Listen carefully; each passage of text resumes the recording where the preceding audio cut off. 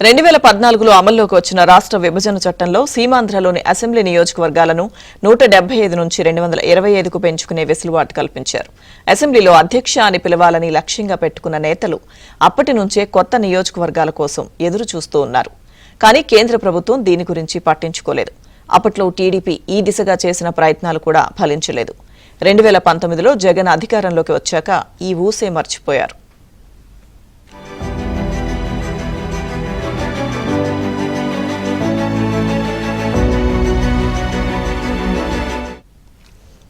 సీమాంధ్రలో assembly నియోజకవర్గాలను 225కు పెంచుకోవచ్చని రాష్ట్ర విభజన చట్టంలో పేర్కొన్నారు.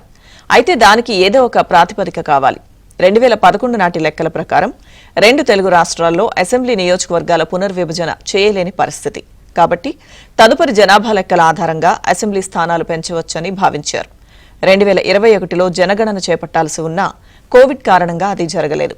2026 తర్వాత జరిగే జనగణన ప్రకారం నియోజకవర్గాల డీలిమిటేషన్ జరగాలని ప్రజా ప్రాతినిధ్య చట్టంతో పాటు రాజ్యాంగంలోనూ పేర్కొన్నారు.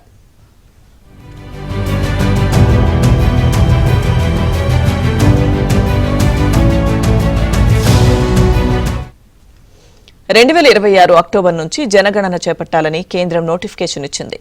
దీని ప్రకారం తొలి దశలో జమ్మూ కశ్మీర్, ఉత్తరాఖండ్, హిమాచల్ ప్రదేశ్ వంటి రాష్ట్రాల్లో జనాభా లెక్కల సేకరణ జరగనుంది. రెండో విడత 2027 మార్చి 1 నుంచి దేశమంతా చేపడతారు. ఈ లెక్కన 2029 ఎన్నికల్లోనే నియోజకవర్గాల సంఖ్య పెంచేయవచ్చు కదా అనే సందేహం రావచ్చు. కానీ అది జరగదు. జనాభా లెక్కలు సేకరించి వాటిని క్రోడీకరించి పూర్తి స్థాయిలో గణాంకాలు ఖరారు చేసేందుకు కనీసం 3 ఏళ్లు పడుతుంది. ఈసారి డిజిటల్ ఫార్మాట్లో మొబైల్ అప్లికేషన్ల ద్వారా జనగణన చేస్తున్నందున కొంత తక్కువగా 2 ఏళ్లలోనే లెక్కలు తేలవచ్చు.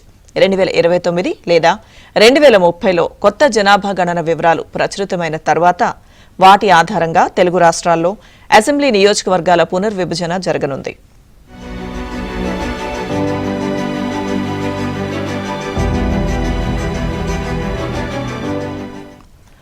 జనగణన తేలగానే నియోజకవర్గాలను పెంచేయడం కుదరదు. దానికి ఒక కమిషన్ను నియమించాలి. ఆ కమిషన్ సమగ్రంగా అధ్యయనం చేయాలి. కొత్త నియోజకవర్గాలతో ఒక ముసాయిదా నోటిఫికేషన్ ఇవ్వాలి. ప్రజల నుంచి అభ్యంతరాలు, సూచనలు స్వీకరించాలి. దాని ఆధారంగా ఫైనల్ నోటిఫికేషన్ ఇవ్వాలి.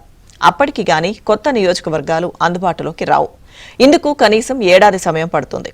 అయితే 2029 తొలి 6 నెలల్లోనే సార్వత్రిక ఎన్నికలు జరపక తప్పదు. వెరసి వచ్చే ఎన్నికల్లో కొత్త నియోజకవర్గాలను ప్రకటించే అవకాశమే లేదు. అంటే 2034 ఎన్నికల్లోనే కొత్త నియోజకవర్గాలు అందుబాటులోకి వస్తాయని ఎన్నికల కమిషన్ వర్గాలు సైతం స్పష్టం చేస్తున్నాయి.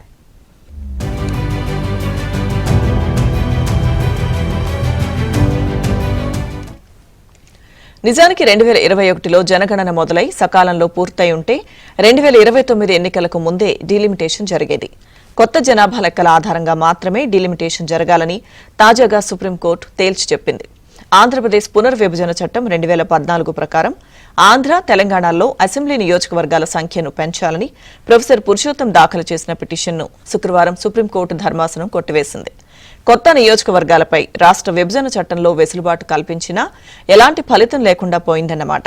ఇక 2014లో అమల్లోకి వచ్చిన చట్టంలో పేర్కొన్న హామీ అమల్లోకి రావడానికి 20 ఏళ్లు పడుతుండడమే ఒక విచిత్రం.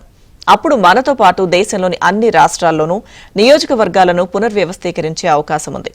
అధిక జనాభా కారణంగా ఉత్తరాదితో పోల్చితే దక్షిణాదిలో నియోజకవర్గాల సంఖ్య తక్కువ స్థాయిలోనే పెరిగే అవకాశముందని తమిళనాడు సీఎం స్టాలిన్ కొన్నాళ్లుగా ఆందోళన వ్యక్తం చేస్తున్నారు.